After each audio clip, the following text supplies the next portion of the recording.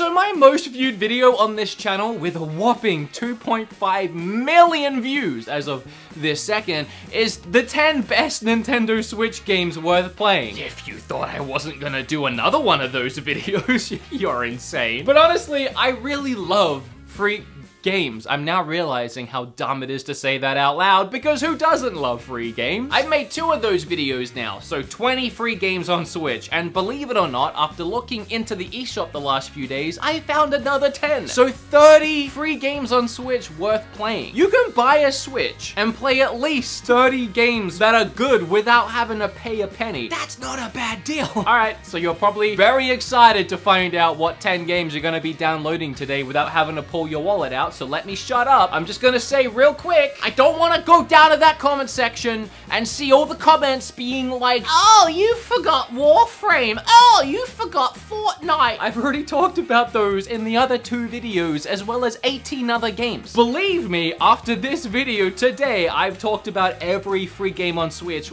worth talking about. So if there's one you love, and you don't see it today, go watch the other 2 videos. Oh, and that last video with the 2 million whatever, it got 56,000 likes. So if this video could get 60,000 likes, which is kind of a Herculean task, and I don't know if that'll happen, but I believe in you guys. It'd make me very happy. It'd make me very happy. It made me very okay, let's just start. We're outside. I haven't seen this since February. Yeah, I get it. You watch all of my videos, but the one thing you never get to see? My feet. Stylish, huh? I swear it wasn't windy at all until I started recording. Also, they're comfortable, lightweight, breathable, stretchy, and they're even waterproof. I actually haven't. Whoa! Okay, I need to actually get a slow-mo shot of that. See, my phone is fine. Okay, honestly, Vessi is an incredible footwear company. Via their community fund and their pay what you can model, they help members of the community during this time by funding those in the community who are already working on amazing projects. The great news is that their product is not only quality, but the only shoe you will need, whatever the weather or terrain. A muddy hike, submerged in water, at the gym, or just popping out to the store. I'm even standing in dirt right now. I can slip on my Vessies and know that I'm covered for the day no matter what I'm doing. Plus, their shoes are 100% vegan. So, I mean, now you can eat them, but they are vegan. They don't use any animal products, even in like the glues. But yeah, both Kim and I have a pair of these. They're so comfortable, we can barely even tell we're wearing shoes. And right now, they have an amazing $40 off a pair of these little tree climbers. And you can get your pair, I'm out of breath from running, at vessifootwear.com/beat-em-ups. Cut, my hand hurts. Cut. Ninjala! Hey, that was pretty good. Ninjala is pretty fun, I think. It has heavy Splatoon vibes. If Splatoon was free to play and it had a battle pass, loot crates and other microtransactions, but I'm not complaining. None of that is intrusive on the Ninjala experience, and I just think we're at the point where all of that stuff is the norm and we're just used to it, especially in these free-to-play games. The gameplay is fast-paced and furious, and also completely confusing. I've never played a game for this long and felt so good at it, like I win almost every time. And yet, I have no idea what I'm doing. In battles, I just button mash anything that comes up on the screen, and I hope for the best. And it seems to work most of the time. It's all about getting points from eliminations or these point balloons, and honestly, I find that other players are too focused on killing each other, so I run around cleaning up all the point balloons for an easy victory. My biggest complaint is that the game gets stale very quickly. It only has one map and one style of playing, not much strategy or variation, so every game feels almost identical. Even when I try and mix it up with different weapons, it all kind of amounts to feeling the same. So even different levels would really help shake this game up. It's been out a while, we could use one more. Other than that,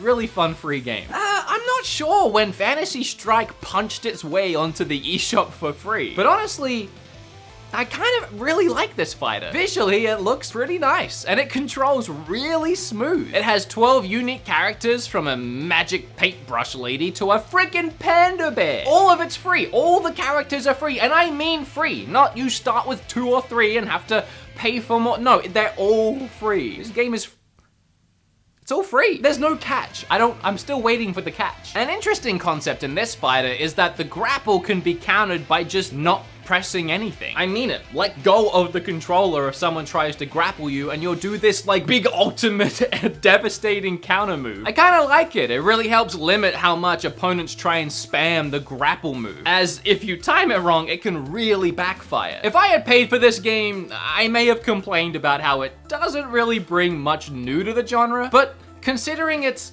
free, I really don't have a single bad thing to say about it. Other than the fact that A is Y and B is X for some reason. That made the tutorial confusing. This is a solid, fun fighter I could boot up and play anytime. The main guy isn't Zelda? Then who's Zelda? Okay, you want to continue talking about free games I had no idea were on Switch, no idea when they got there? Turns out they're really actually pretty fun, even though they look like they shouldn't be. This one's called Island Saver, and it surprised the heck out of me. I can't recommend this one enough for any parents out there. Download this game for free and let your kids just run wild. Trust me, you'll see what I mean in a moment. To start, it's legitimately surprisingly fun. You run rampant around an island with a blaster that can suck in trash, water, coins, and more. You use it to clean up the pollution around the island, and as you do, it brings the world back to life, both with flora and fauna. Creatures called Bankamals will spawn as you clean up the environment. When you find them, they'll be drained of all color, but then as you restore the island and feed them, they'll grow fat with coins. Like, you know, one of them old piggy banks you'd smash open and get all your pennies out of, except you don't harm them, you just get the coins out, restore color to them, and then you have these cute little freaking creatures running around. You can even add them into your Pokédex style index, which has a nice collect them all addictiveness about it. It became pretty clear to me as I was playing that the game was all about teaching young minds the ins and outs of environmental care, the fundamentals of saving up money and having a working bank account, even down to using your own PIN number at the ATMs. And don't steal my PIN number now that you know mine. I only have like 20 coins left, please don't take them. Even down to the concept of paying taxes. Every 10 coins you collect, a tax robot will appear and take one away. That's a tad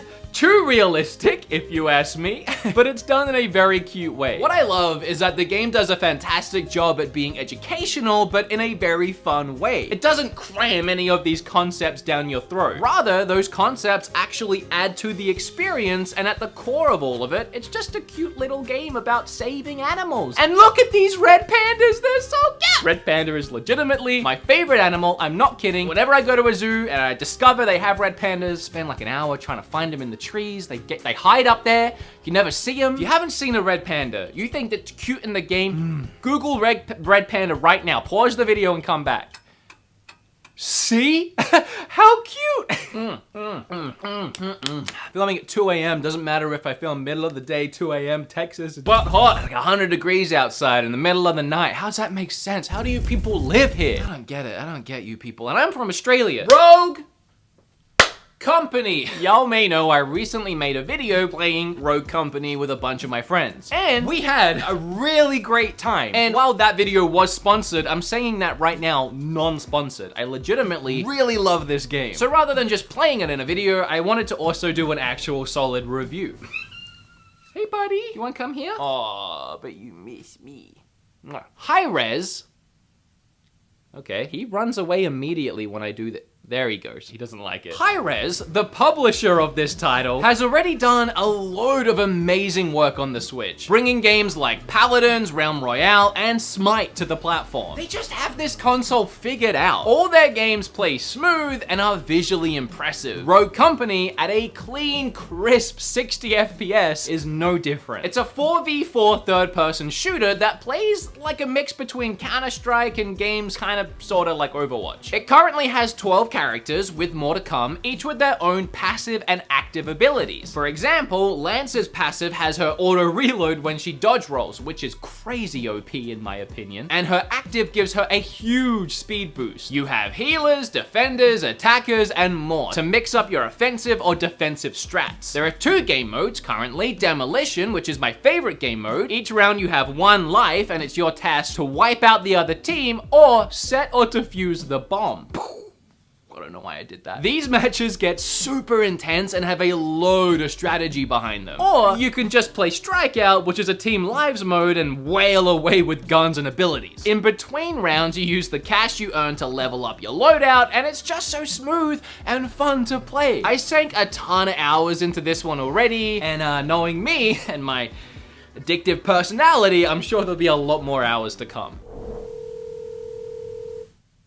Hello? Hey buddy, how you going? Good, how are you? I'm good. So I'm filming a video, and sometimes like in between the games I review, I like to have these little skits, but I can't think of anything funny to say or do, so can you please say something funny? Yeah, what's funny is you filming a video at 3:22 in the morning, you whack job. That'll do, thank you! Goodbye. Bye. Pokemon Cafe Mix, sorry, is an undeniably adorable game. It's cuteness overload, and while playing it, I can't help but smile as I think back to my time at the actual Pokemon Cafe this game is based on. Yes, if you didn't know, the actual Pokemon Cafe in Japan has Pokemon-themed food created by Chef Pikachu. And when I was there, I got to meet him, and I even shook his hand, so sucks to be you. But the Pokemon Cafe game is, it's okay. It's very Candy Crush inspired, but due to the fact that you can push, slide, and move all the Pokemon faces around the screen makes the early levels super easy. That said, as you progress past levels like 60, 70, yeah, it becomes stupidly hard. Added with the games like this free-to-play nature of only having so many lives before you either have to pay for more or wait real-life hours before you can play again, those later levels can become way more frustrating than any sense of fun. But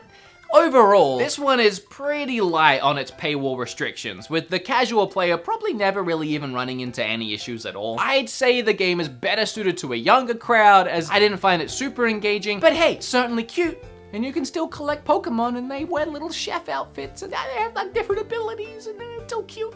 I'm losing so many macho points today. First red pandas, now the cute Pokemon. Let's move on to something less cute and more aggressive and hardcore. Elder Scrolls Blades. With a fantastic port like Skyrim on the Switch, why would anyone want to play a watered down mobile version of the game?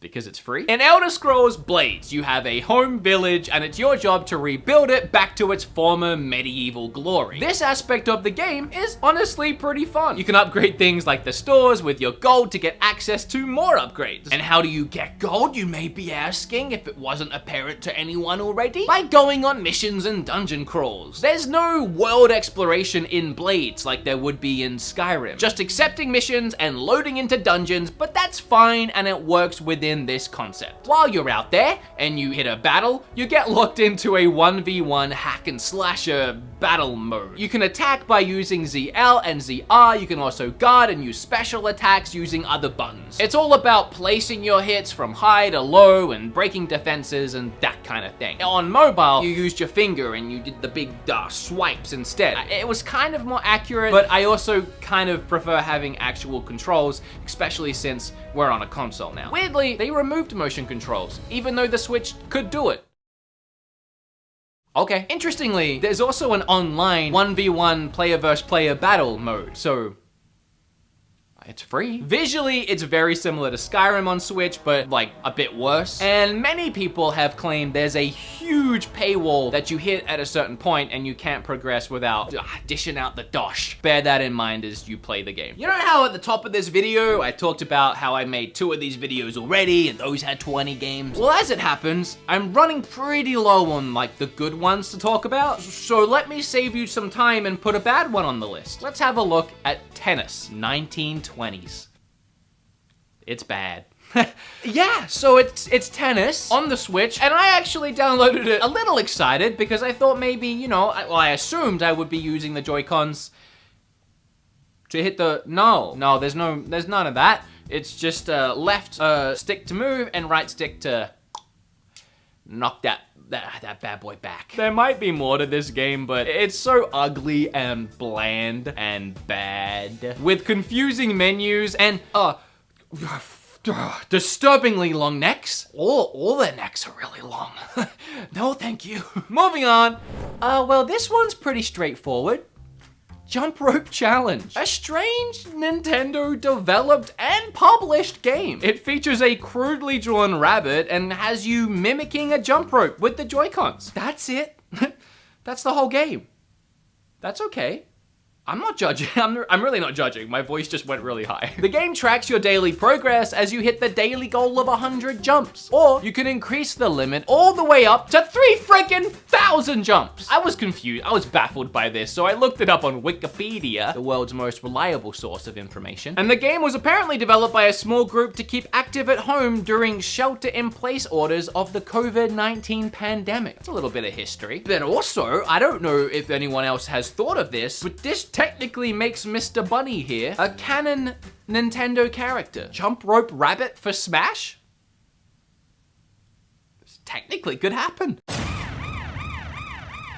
Oh, get your war face on. Get your war face. Oh, you gotta love when a game on Switch runs at above 30 FPS. And in the case of Warface, you get exactly that at a smooth, steady, locked 40 FPS, but hey, that extra 10 is better than 30, right? This game is by far the best online FPS on the system, and the fact that it's free is almost unbelievable. There's online co-op levels, spec op story levels, and a plethora of versus modes. Battle Royale, Bag and Tag, Team Deathmatch, Storm, Blitz, Plant the Bomb, Free for All, and Capture. Also, there are hundreds of unique weapons and a load of different loadouts. But SED is by far the most powerful. You play as a souped up Terminator with a massive machine gun. It's kind of overpowered, but hey, I don't complain when I'm racking up those kills.